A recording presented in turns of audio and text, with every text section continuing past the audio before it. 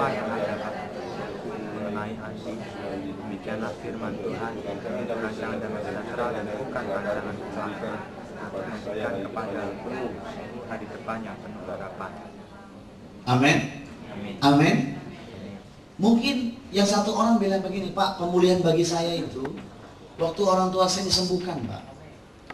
Ada yang bilang, Pak, pemulihan bagi saya, kelimpahan bagi saya itu waktu ekonomi rumah tangga kami, gaji suamiku tuh dipulihkan, naik, atau ada pekerjaan yang baru sehingga kami mengalami tingkat kecukupan yang lebih baik supaya kami bisa berkati orang tua, saudara kami.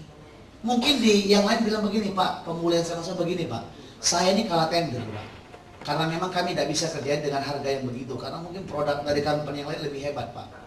Pemulihan itu waktu tiba-tiba Bapak Ibu dapat tender yang tidak pernah Bapak usahakan, pikirkan dan doakan, tiba-tiba Tuhan sediakan. Orang datang bilang begini, Pak, we want to use your company. Ya, setelah teman saya, jadi kemarin saya ketemu dengan teman lama saya, namanya Bambang Murwanto, ya. Dia profil fisikalnya anggota Eva Satong lah, kira-kira begitu ya. Bapak Ibu mengerti mas saya? Begitu ya. Saya bilang, Mas, gimana kabarnya? Baik. Sekarang gaya ya? Ya, berkat Tuhan.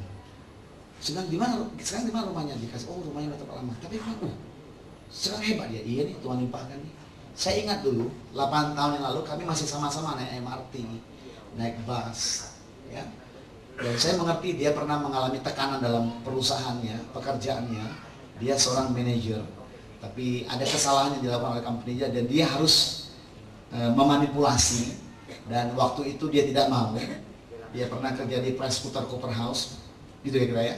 Tiba-tiba dia tidak mau, dan apa yang cerita sempat dia goyah dan posisinya goyah. Kemudian Tuhan baik, Tuhan pindahkan di company yang baru. Dia mulai dari tahap yang sedikit rendah, tapi sekarang hari ini saya melihat bagaimana Tuhan pulihkan kehidupannya. Dan Tuhan itu hebat. Saya bilang, Mas, ini mobilnya kok banyak? Iya, Tuhan yang kasih. Bilang, hebat juga ya. Usia masih muda, lebih tua 2 tahun dari saya, tapi saya lihat bagaimana Tuhan berkati dengan limpah.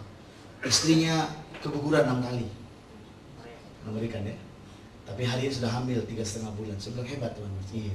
Kami lihat satu-satu bagaimana Tuhan mulai pulihkan. Apa yang bagi kami nggak mustahil, dia sudah coba berobat berbagai macam, tapi nggak bisa. Sampai suatu ketika imannya dibangkitkan, dan entah bagaimana caranya Tuhan bikin mujizat sepanjang 2009 istrinya bisa hamil lagi ya. Jadi saya bilang, hebat juga Mas. Bagi dia pemulihan dan kelimpahan itu berbeda dengan kita mungkin. Ada beberapa orang yang punya anak gampang, kalau nggak dibatasi anaknya bisa 12, bisa 16 anaknya ya. Tapi bagi yang lain kayaknya susah banget ya. Materi nggak kurang, dokter nggak kurang dikunjungi, tapi nggak bisa. Nah, setiap kita mempunyai area pemulihan, kebutuhan untuk dipulihkan dan kebutuhan untuk dilimpahkan yang berbeda-beda. Oke? Tetapi kehendak Tuhan adalah untuk memulihkan dan melimpahkan segala yang baik atas hidup setiap kita. Katakan amin. Nah, ini tanda perjanjian kita. Inilah kehendak Tuhan. Inilah rencana Tuhan bagi hidup kita. Secara global, secara garis besar ini kalimatnya. Tetapi untuk setiap pribadi itu berbeda-beda yang akan Tuhan kerjakan.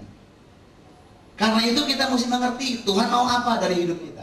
Coba kita lihat sama-sama dari kitab Efesus pasal yang kelima. Sebelum kita masuk 5 hal persiapan untuk memasuki tanah perjanjian. Efesus pasal yang kelima. Ayo kita lihat sama-sama. Ini beberapa kali sudah saya sampaikan, saya tampilkan di berbagai khotbah yang ada, supaya Bapak Ibu bisa memahami dengan lebih dalam ya. Efesus pasal yang kelima ayat 15, 16, 17. Kita baca sama-sama yuk. 1, 2, 3. Karena itu perhatikanlah dengan saksama bagaimana kamu hidup. Jangan seperti orang bebal, tapi seperti orang arif. Dan pergunakanlah waktu yang ada, karena hari-hari ini adalah jahat. Sebab itu janganlah kamu bodoh, tetapi usahakanlah supaya kamu mengerti kehendak Tuhan. Supaya kita mengerti kehendak Tuhan. Supaya setiap Bapak Ibu yang dikasihi Tuhan mengerti kehendak Tuhan bagi Bapak Ibu yang dikasihi Tuhan. Oke? Nah, saya percaya sudah jelas. Ini tanah perjanjian kita. We are going to enter the restoration and abundant life season in our life within this year, dalam tahun ini. Mari siapkan diri. Katakan siapkan. Ngomong kiri kanan, siap-siap ya, siap-siap ya. Siap-siap. Tanya, are you ready? Are you ready? Saya jadi ingat nih ya, waktu kita di Madrid ya. Ya. Baik, yang sudah siap, mari dengarkan. Ada 5 tahapan. Yang pertama, coba kita lihat sekarang Yosua pasal yang kedua. Kembali kita Yosua. Kalau Bapak Ibu baca dengan teliti, saya temukan di terjemahan bahasa Inggris yang King James Version ada 5 tahapan sebelum mereka masuk ke tanah perjanjian. Yang pertama dikatakan begini, ya, di pasal yang kedua, judul perikopnya apa? Mari baca sama-sama 1, 2, 3. Pengintai di Yeriko. Judul perikop pasal yang kedua, Yosua pasal 2, 1, 2, 3. Pengintai di Yeriko. Pengintai di Yeriko. Setelah Israel menyelesaikan 40 tahun pendidikan di padang gurun, sudah graduation ya, seperti saudara kita Yosua yang akan graduation gitu ya. Udah selesai nih. Untuk melihat kenyataan dari tanah perjanjian, Musa mengutus 12 orang pengintai. Tujuannya apa? Kenapa pengintai diutus? Ayo Bapak Ibu, kenapa pengintai diutus? Tujuannya apa kira-kira? Ada yang bisa jawab mungkin? Halo, ada yang jawab? Melihat situasi, dapat informasi. Untuk dapat gambaran itu tanah perjanjian bagaimana? Atau dalam bahasa yang paling cantik saya bilang untuk hal begini, supaya ada pewahyuan, supaya ada pengertian, supaya ada gambaran, ada vision, ada penglihatan tentang apa yang akan kita alami di depan, apa yang akan kita kuasai di depan. Persiapan yang pertama untuk Bapak Ibu masuk ke tanah perjanjian yang adalah restoration and abundant life. Yang pertama, miliki pewahyuan, miliki visi dari Tuhan. Bapak Ibu pribadi kasih Tuhan harus punya visi untuk hidupmu, harus punya pewahyuan, pengertian tentang kehendak Tuhan bagi hidupmu. Ini langkah yang pertama. Kenapa ada banyak orang tidak mengalami tahun kemarin mujizat kesembuhan yang kreatif?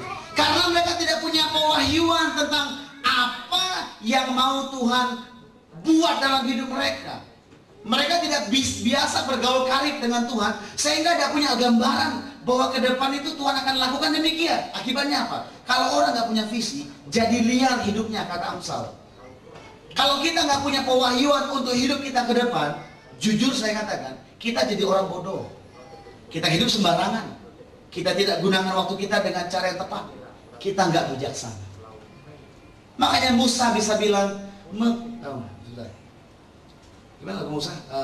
Ajar kami Tuhan menghitung hari-hari, agar kami beroleh hati bijaksana. Ya, mari miliki pewahyuan tentang ke depan, tentang hidup ke depan. Pewahyuan itu bicara tentang bagaimana kita bergaul karib dengan Tuhan. Hanya orang yang bergaul karib dengan Tuhan yang mengerti apa yang sedang Tuhan kerjakan bagi kehidupannya. Ini yang pertama. Ya.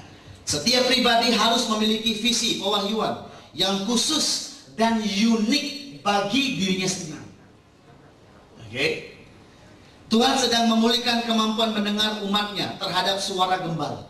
Kalau kita perhatikan, Bapak Ibu perhatikan, di Wahyu pasal yang kedua, waktu Rasul Yohanes menyampaikan pesan kepada 7 jemaat di Asia, selalu ditutup dengan perkataan begini, siapa bertelinga, hendaklah ia mendengar apa yang dikatakan roh.